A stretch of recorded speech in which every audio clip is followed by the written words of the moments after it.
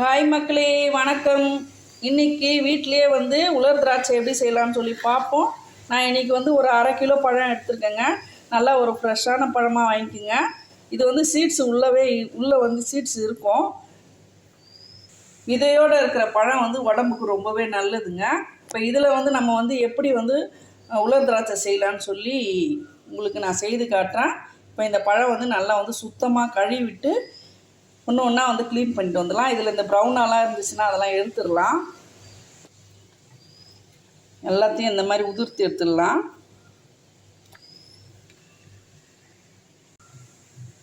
இப்போது நல்லா வந்து உதிர்த்தி எடுத்தாச்சுங்க. இப்போது இதில் வந்து ஏதாச்சும் இந்த மாதிரி கருப்பாக ப்ரௌனாக இருந்துச்சுன்னா அதெல்லாம் எடுத்துருங்க. அதெல்லாம் வேண்டாம். இப்போ எல்லாத்தையும் நல்லா க்ளீன் பண்ணியாச்சு. அடுத்து என்ன பண்ணலான்னு சொல்லி பார்ப்போம். ஒரு கிண்ணத்தில் 1/2 கிண்ணம் தண்ணி எடுத்துக்கோங்க. அதுக்கு முன்னே இட்லி சட்டியில் இருக்கிற தண்ணி ஊற்றி இட்லிக்கு ஆவி வைக்கிற மாதிரி தண்ணி வச்சுருங்க. கொஞ்சமாக இது வந்து சூடு ஏறிக்கிட்டு இருக்கணும். இந்த தண்ணியில் ஒரு 1/4 ஸ்பூன் மஞ்சள்தூள் போட்டுக்குங்க. 1 டீஸ்பூன் அளவு கல் உப்பு போட்டுக்கலாம். இதை நல்லா கலக்கிடுங்க. இப்போ வந்து இதை கேஸில் வச்சிடலாம். கொஞ்ச நேரம் சூடு ஏறட்டங்க. நான் அந்த பக்கம் இட்லி சட்டி மாற்றிட்டேன். இப்போ தண்ணி வந்து ஓரளவுக்கு சூடாயிருச்சு. இப்போ கேஸ் ஆஃப் பண்ணிடலாம். கேஸ் ஆஃப் பண்ணிவிட்டு இதில் வந்து இந்த திராட்சை பழத்தை வந்து போட்டுக்கலாம். இதில் வந்து திராட்சை பழம் வளர்க்கும் போது இந்த மருந்துலாம் போடுவாங்க இல்லைங்களா, அந்த மாதிரி ஏதாச்சும் கெமிக்கல் இருந்தாலோ இல்லை இதில் ஏதாச்சும் கெட்ட கிருமி இருந்தாலோ இந்த வந்து மஞ்சள் தண்ணியில் போடும்போது நம்மளுக்கு சுத்தமாகிடும். அதுக்காக தான் நான் அப்படி செய்கிறேன். ஏன்னா வந்து இது நம்ம வந்து ஸ்டோர் பண்ணி வைக்க போகிறோம். நல்லா வந்து கலந்து விட்டுடலாம். ஒரு 5 நிமிஷம் அப்படியே இருக்கட்டும். கொஞ்ச நேரம் வந்து அப்படியே வந்து கிண்டி விடுவோம். இதில் ஏதாச்சும் கிருமி இருந்தால் கூட அது வந்து இறந்துருங்க. அதுக்கப்புறம் நம்ம வந்து ஒரு 2 தண்ணியில் வந்து நல்லா கழுவிக்கலாம். இப்போ அவ்வளோதாங்க, ஒரு 5 நிமிஷம் ஆயிடுச்சு. இப்போ இது வந்து சுத்தமாக 2 தண்ணியில் கழுவிட்டு வந்துடலாம். இதை வந்து நல்லா வந்து கழுவிட்டு ஒரு பிளேட்டில் வந்து வடித்து எடுத்துக்கலாம் எல்லாத்தையும். இப்போது இட்லி சட்டியில் தண்ணி காஞ்சிட்ருக்கு. இப்போ நம்ம இந்த தட்டில் வந்து அப்படியே ஒன்றோட ஒன்று ஒட்டாத அளவுக்கு எல்லாத்தையும் வந்து அப்படியே அடுக்கிக்கலாம். இப்படி அடுக்கிடலாம். இப்போ நம்மளுக்கு 2 தட்டில் அடுக்கியாச்சுங்க. இப்போ இதை எடுத்து இட்லி குண்டானில் வச்சிடலாம். இப்போ நல்லா தண்ணி காஞ்சிடுச்சு. தண்ணி கொதிக்க ஆரம்பிச்சிடுச்சு. இப்போ இந்த 2 பிளேட்டையும் எடுத்து எப்படி இட்லி அவிக்கிறோமோ அதே மாதிரி வச்சிடலாங்க.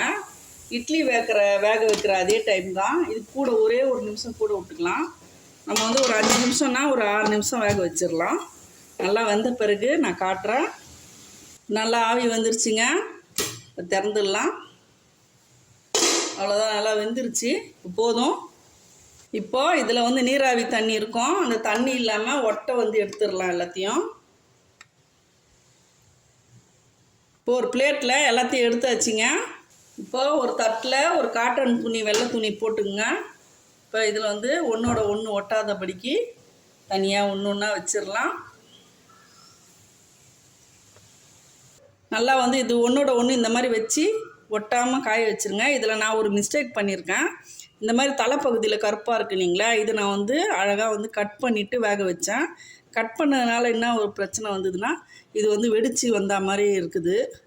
அதனால் நீங்கள் வந்து முழுசாகவே வந்து கட் பண்ணாமலே வந்து சுத்தமான திராட்சையாக பார்த்து எடுத்து முழுசாகவே வேக வச்சு எடுத்துக்குங்க. இப்போ இதை வந்து வெயிலில் வச்சிடலாம். நல்லா வந்து ஒரு 4-5 நாளைக்கு வெயிலில் நல்லா காயணும். காஞ்ச பிறகு உங்களுக்கு காட்டுறேன். காலையில் வச்சிங்கன்னா சாயந்தரம் வந்து திருப்பி விட்டுருங்க. இப்போ வெயிலில் வச்சாச்சுங்க. சாயந்தரம் பார்க்கலாம் எப்படி இருக்குன்னு. சாயந்தரம் வரலாம் நல்லாவே காஞ்சிருச்சுங்க. ஒரே நாளில் இந்த அளவுக்கு இருக்குது. இப்போ நம்ம வந்து என்ன பண்ணணும்னா அப்படியே வந்து திருப்பி வைக்கணும். இதை இந்த மாதிரி எல்லாத்தையும் திருப்பி வச்சிடலாம். இதே மாதிரி ஒரு 3 நாளைக்கு வச்சு எடுப்போம். இன்னையோட 3 நாள் ஆச்சுங்க. ஒரு நாள் விட்டு ஒரு நாள் நான் காட்டுறேன். ஓரளவுக்கு காஞ்சிருக்கு. அநேகமாக வந்து நாளைக்கு ரெடி ஆகிடும்னு நினைக்கிறேன். 3 நாளில் வந்து இந்த மாதிரி ஒரு காய்ச்சல் வந்திருக்கு. இது காய அப்படியே வந்து கொஞ்சமாக இருக்குதுங்க. நாளைக்கு நல்லா காஞ்ச பிறகு எவ்வளோ இருக்குன்னு சொல்லி பார்ப்போம். அவ்வளோதாங்க, இன்னையோட 5 நாள் ஆகிருக்குங்க. நல்லாவே காஞ்சிருக்கு, அருமையாக காஞ்சிருக்கு பாருங்க. வீட்டிலே வந்து நம்ம உலர் திராட்சை ஈஸியாக செய்தாச்சு. இனிமேல் கஷ்டம் வேண்டாம். இதை வந்து ஒரு காற்று போகாத ஒரு டப்பாவில் வந்து சுத்தமான முறையில் அழகாக போட்டு வச்சிடலாம். நம்மளே வந்து சுத்தமான முறையில் வீட்டில் செஞ்சோன்ற திருப்தி அதிகமாகவே இருக்குது. இந்த உலர் திராட்சையை இந்த பவுலில் போட்டு பார்த்துடலாம் எவ்வளோ வந்திருக்குன்னு.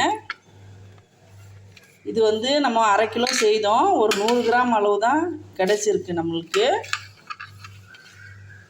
இதில் நிறைய நார் சத்து அதிகமாக இருக்குதுங்க, நிறையவே பெனிஃபிட். இது வந்து உடம்புக்கு வந்து ரொம்ப குளிர்ச்சியை கொடுக்கும் இந்த உலர் திராட்சை.